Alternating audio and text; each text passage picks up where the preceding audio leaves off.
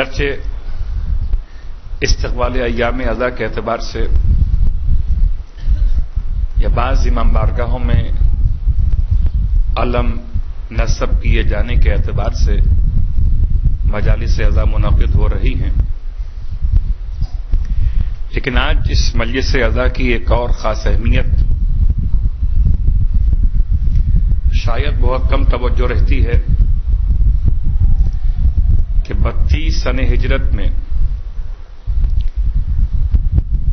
ایک ایسا واقعہ پیش آیا 29 ذی الحج کو، یا بعض تواریخ میں لفظ استعمال ہوا آخر ذی الحج۔ اب اگر مہینہ 30 کا شمار کیجیے گا اس زمانے کے اعتبار سے تو پھر 30 تاریخ ہوگی، تو آخر ذی الحج یا 29 ذی الحج کو 32 سن ہجرت میں ایک واقعہ پیش آیا۔ استقبال ایام اضحیٰ کیجیے اپنے مقام پر ہے، مولا عباس علیہ السلام کے پرچم کے نصب کیے جانے کا ماتم کیجیے اپنے مقام پر ہے، لیکن ایک ایسی شخصیت کو بھی یاد کیجیے، اس شخصیت کی بہت بڑی خدمات ہیں خاندان اہل بیت کے حوالے سے۔ اس میں کوئی شک نہیں کہ اصحاب رسول تمام کے تمام برابر مراتب کے اور درجات کے حامل نہیں تھے۔ جناب سلمان کا مقام اور تھا، جناب مقداد کا مقام اور تھا، اور جناب ابو ذر کا مقام اور تھا۔ آج چند جملے آپ کی خدمت آج کی تاریخ کی اہمیت کے حوالے سے۔ یہ عظیم شخصیت سرزمین شام سے جب حکمرانوں کے خلاف ابو ذر نے کھل کر بات کرنا شروع کی تو شام سے اس طریقے سے مدینے بھیجا گیا کہ تاریخ شاہد ہے، صحابی اور رسول ابھی کربلا کا واقعہ نہیں ہے، ابھی مصائب سرکار سید الشہداء کو عنوان نہیں ہے، صحابی اور رسول اس طریقے سے ایک ایسے اونٹ پر بٹھائے گئے جس پر کوئی محمل اور آماری نہیں تھی، کوئی پالانے شتر نام کا کوئی سہارا موجود نہیں تھا، اور جب کوئی پالانے شتر کے بغیر اونٹ پر بیٹھے تو گرنے کا امکان زیادہ رہتا ہے، خاص طور سے جبکہ اونٹ کو تیز تیز دوڑایا جائے۔ اس صحابی اور رسول کی دونوں ٹانگیں آپس میں ملا کر اونٹ پہ بٹھا کے باندھ دی گئیں کہ تاکہ اونٹ سے گر نہ پڑے۔ سن ضعیفی ہے، 80 سال سے زیادہ کی آپ کی عمر ہے، کہاں شام کہاں مدینہ، اس طریقے سے اور انتہائی سخت قسم کے نگران کے حوالے کیا گیا، اونٹ کو دوڑایا گیا، یہاں تک کہ سفر طے کرتے کرتے یہ پہنچے مدینہ منورہ۔ اس حالت میں پہنچے کہ آپ کی دونوں رانوں سے گوشت ختم ہو چکا تھا۔ 29 ذی الحج اب یہ پہنچے مدینہ منورہ، کیا کہنا، صرف ایک میسم تمار ہی تو نہیں، حق بات کہنے والے، مولائے متقیان کے فضائل کو بیان کرنے والے، اس زخمی حالت میں بھی باطل کو باطل کہنے والے اور حق کو حق کہنے والے۔ تمام تفصیل کو چھوڑتے ہوئے کہ پھر حکمرانوں نے ابو ذر کے ساتھ کیا کیا۔ کون ابو ذر؟ آج صحابہ سے محبت کرنے والے، صحابہ کی محبت کا دم بھرنے والے، ایسے صحابہ کو کیوں بھول جاتے ہیں کہ جنہیں حکومت وقت نے ظلم و ستم کا نشانہ بنایا، ابو ذر کا اصل اسم گرامی ہے جندب، باپ کا نام ہے جنادہ، اور ابو ذر اس لیے ابو ذر کہلاتے ہیں کہ آپ کے بیٹے کا نام زر ہے، مگر یہ زر وہ زر نہیں ہے جو اردو میں مال و زر کے ساتھ زر آتا ہے، وہ الگ ہے۔ اس زر کا مطلب ہے دولت، اور اس زر کا مطلب ہے وہ چمکتا ہوا ذرہ۔ فَمَن يَعْمَلْ مِثْقَالَ ذَرَّةٍ، لفظ ذرہ، ذرہ میں اگر گول والی تے نہ پڑھیے تو زر ہو جائے گا، تو آپ کے فرزند کا نام ہے زر، اس کی مناسبت سے آپ کی کنیت بنی ابو ذر۔ لیکن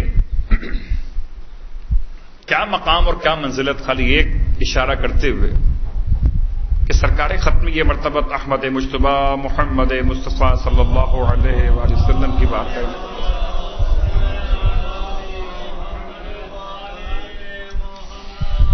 حضرت جبرائیل علیہ الصلوۃ والسلام دو انداز سے آتے تھے۔ جبرائیل بطور نور نازل ہوتے تھے یا بشکل بشر حاضر ہوتے تھے۔ جب نازل ہوتے تھے تو انداز اور تھا، اور جب بشکل بشر حاضر ہوتے تھے تو کسی کی تو شکل لے کر آتے ہوں گے، کوئی تو چہرہ جبرائیل کا ہوتا ہوگا۔ تو پورے اصحاب ختمیہ مرتبت میں ایک شخصیت تاریخ نے بیان کی، جناب دحیہ کلبی، کہ جن کے چہرے کے شمائل کو لیے ہوئے جبرائیل امین پیغمبر کی خدمت میں بس شکل بشر آتے تھے۔ اور ایک دن اتفاق سے مسجد نبوی میں جبرائیل امین آئے ہوئے تھے بس شکل دحیہ کلبی۔ اب جو نہ جانتا ہو اسے کیا خبر کہ کون بیٹھا ہوا ہے پیغمبر کے ساتھ۔ دحیہ کلبی کی شکل لیے ہوئے جبرائیل بیٹھے ہوئے تھے، اور اللہ کے رسول بہت رازدارانہ انداز سے بات کر رہے تھے کہ وہاں سے جناب ابو ذر کا گزر ہوا، داخل مسجد ہوئے، اور جناب ابو ذر نے اللہ کے رسول کو سلام کرنے سے پرہیز کیا، یہ سوچ کر کہ میں سلام کروں تو جواب سلام دینے کی وجہ سے کہیں آپ کی گفتگو میں خلل واقع نہ ہو۔ آگے بڑھ گئے۔ ابو ذر کو کیا خبر تھی کہ کس طریقے سے انہوں نے پیغمبر کی محبت کو عنوان بنایا ہے، سلام نہیں کیا۔ جبرائیل امین کہتے ہیں یا رسول اللہ، یہ ابو ذر کو آج کیا ہو گیا، آپ کو سلام کیے بغیر آگے بڑھ گئے؟ کیا انداز محبت ہے۔ اگر آپ مجھ کو سلام نہ کیجئے تو میں آپ سے پلٹ کے پوچھوں گا نہیں کہ آپ نے مجھے سلام کیوں نہیں کیا، لیکن اگر میرا بچہ مجھے گھر میں سلام نہ کرے تو میں اس سے پوچھوں گا کہ بیٹا خیریت تو ہے، آج کیا بات ہے؟ اسکول سے آئے، منہ اٹھائے، سیدھا سیدھا اندر چلے گئے، سلام نہیں کیا۔ تو جہاں اپنائیت ہوگی وہاں سوال ہوگا، جہاں اپنائیت نہیں ہوگی وہاں سوال نہیں ہوگا۔ اللہ کے رسول نے ابو ذر کو بلا لیا، اور بلانے کے بعد ارشاد فرمایا ابو ذر خیریت تو ہے، آج تم سلام کیے بغیر آگے بڑھ گئے۔ یہ کب کی بات؟ جبکہ وہ جبرائیل امین اٹھ کے جا چکے ہیں، اب پیغمبر اکیلے۔ ابو ذر کہتے ہیں اللہ کے رسول، میں نے یہ سوچ کے آج سلام نہیں کیا آپ کو اس وقت میں کہ آپ دحیہ کلبی کے ساتھ کوئی بہت رازدارانہ بات کر رہے تھے، کہ اگر میں سلام کر لوں تو آپ جواب سلام دیں تو کہیں خلل واقع نہ ہو آپ کی گفتگو میں۔ وہ یا سلام کریں تو بھی محبت کی بنیاد پر، اور سلام نہ کریں تو بھی محبت کی بنیاد پر۔ اللہ کے رسول ارشاد فرماتے ہیں اچھا ابو ذر یہ تو بتاؤ کہ وہ تم کون سی دعا پڑھتے ہو؟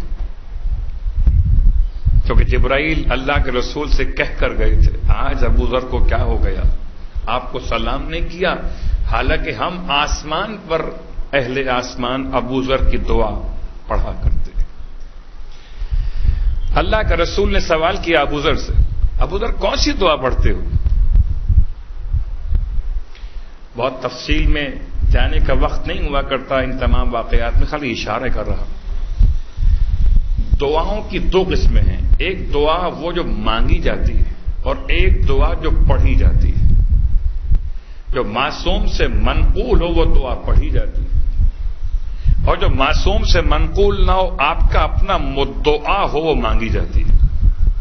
تو دعا مانگنے میں الفاظ کی شرط نہیں ہے، خلوص کی شرط ہے، اور دعا کے پڑھنے میں الفاظ کی بھی شرط ہے اور خلوص کی بھی شرط ہے۔ نہ الفاظ میں اضافے کی اجازت ہے اور نہ خلوص سے فرار کی اجازت ہے۔ بہت غور کیجیے، صلوات پڑھے محمد و آل محمد۔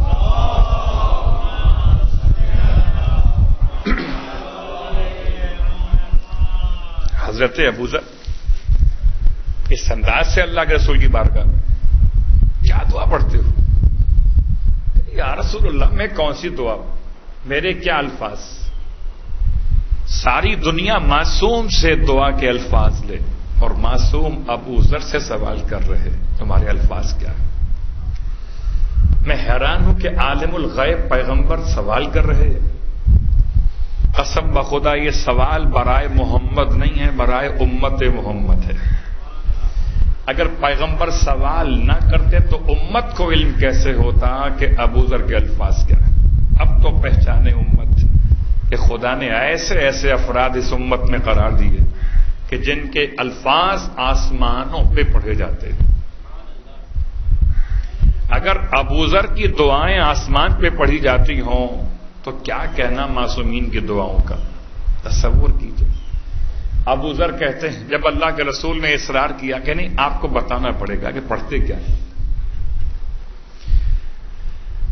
کہ آپ کو اندازہ نہیں ہے کہ جبرائیل بیٹھے ہوئے تھے، وہ بتا رہے تھے کہ آپ کی دعا سب وہاں پڑھتے۔ تب ابو ذر نے سر جھکا کر ادب کے ساتھ کہا یا رسول اللہ کچھ کلمات سیکھے ہیں آپ کی تربیت سے، وہ پڑھ لیتا ہوں۔ اللہم انی اسألک علی الایمان بک، پروردگار میں تجھ سے سوال کرتا ہوں تیری ذات پر ایمان کا، میں سوال کرتا ہوں تیرے نبی کی تصدیق کا، میں سوال کرتا ہوں تجھ سے عافیت کا اور عافیت پہ تشکر کا، اور میں تجھ سے سوال کرتا ہوں کہ جتنے بھی شریر انسان ہیں ان سے تو مجھے بے نیاز کر دے۔ 5 جملے دعا کے، ان 5 جملوں میں جناب ابو ذر نے تمام باتیں جمع کر دی۔ ایمان، تصدیق، عافیت، شکر عافیت، غنا عن شرار الناس، 5 باتیں۔ یہ ابو ذر ہے۔ ابو ذر سے زیادہ سچا زمین پر ایسا گزرا ہی نہیں کہ زمین نے اس کا بوجھ اٹھایا ہو، اور وہ ابو ذر سے زیادہ سچا۔ آسمان نے کسی ایسے شخص پہ سایہ ہی نہیں کیا کہ جو ابو ذر سے زیادہ سچا واقع ہوا۔ اللہ اکبر، یاد رکھیے حضرت ابو ذر ان ساری خدمات کے بعد کس مقام پر فائز تھے؟ اس مقام پر فائز تھے کہ جہاں مدینہ منورہ میں حاکم وقت نے کہہ دیا تھا، اور آپ سمجھ سکتے ہیں 32 سنے ہجرت کا مطلب کس کا دور حکومت ہوگا؟ مولا متقیان سے پہلے۔ کہا نکال دو اسے باہر، کہاں نکال دو؟ کہ ربضہ کی طرف۔ ربضہ کیا ہے؟ کہ ربضہ وہ جگہ جو بدتر تھی ابو ذر کی نگاہ میں۔ کیوں بدتر تھی؟ ربضہ کا قصور کیا تھا؟ پہلی بات تو یہ مدینے سے باہر نکلنا ہی ابو ذر کے لیے موت کے برابر تھا، اور ربضہ کہ جہاں خدا کا نام نہ لیا گیا ہو، سجدے نہ کیے گئے ہوں، اس اعتبار سے کہ وہاں پر اسلام کا پیغام نہ پہنچا ہو۔ یا ریگستان ہے، صحرا ہے، پانی نہیں ملتا۔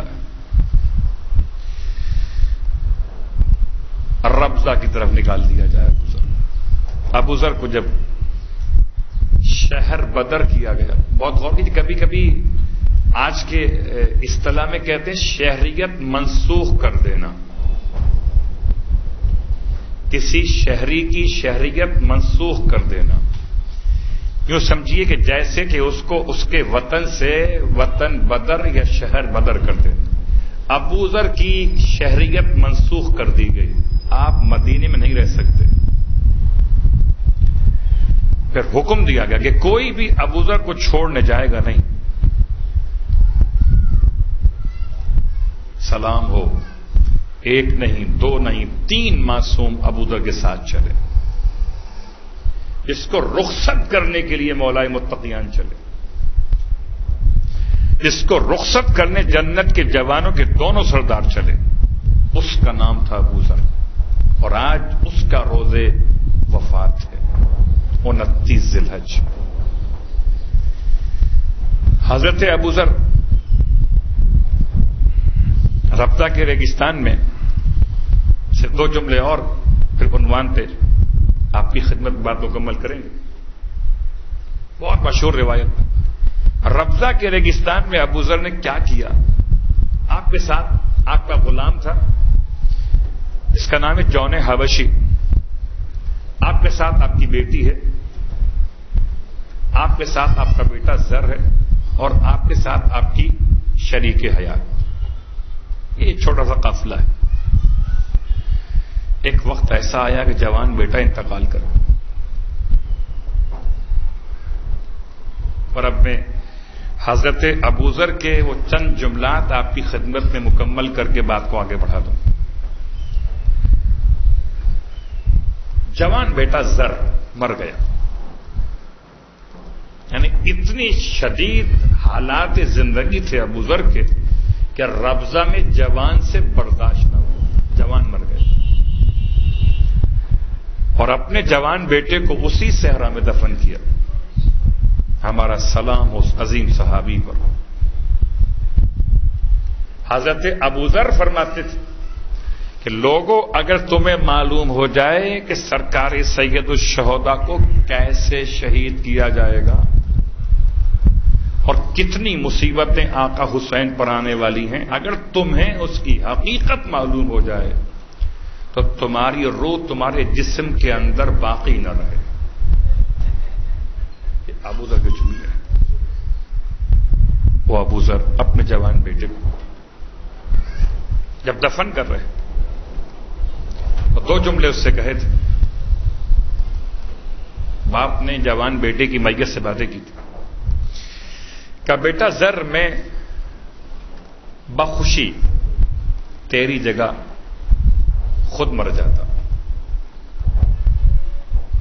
محبت کرنے والا بیٹا، محبت کرنے والا باپ اور محبت کرنے والی ماں، محبت کرنے والے بیٹے. میں بخوشی تیری جگہ موت قبول کر لیتا کہ تو نہ مرتا، میں مر جاتا. لیکن بیٹا مجبوری یہ ہے کہ اگر میں تیری جگہ مر بھی جاؤں تو تجھے فائدہ نہیں کوئی. اس لیے کہ تیرے سوال تجھ سے ہونے ہیں، میرے سوال مجھ سے ہونے ہیں. کوئی اگر کسی کے بدلے میں مر بھی جائے تو فائدہ نہیں کوئی. پھر فرماتا بیٹا میں تیرے بعد خدا سے اپنے لیے موت نہیں مانگتا، زندگی مانگتا ہوں. یہ اتنا بڑا جملہ ہے. بچا کیا ہے ابو ذر کے پاس؟ ہڈیاں ہیں بدن میں، دونوں رانوں کے گوشت تو ختم ہو چکے، اتنی ضعیفی ہے، ربضہ کی سخت مشکلات ہیں، اس کے بعد بھی ہمت بلند ہے. کہتے ہیں موت نہیں مانگتا، میں خدا سے زندگی مانگتا ہوں. اس لیے بیٹا کہ اگر میں تیرے بعد خدا سے اپنے لیے موت مانگوں تو میری موت نہ مجھے فائدہ پہنچائے گی نہ تجھے فائدہ پہنچائے گی. اور اگر میں زندہ رہا تیرے بعد کچھ تجھے ایصال کر سکوں گا، کچھ اپنے لیے زیادہ راہ جمع کر سکوں گا. اتنا عظیم صحابی. برحمتك يا أرحم الراحمين وصلى الله على محمد وآله الطاهرين.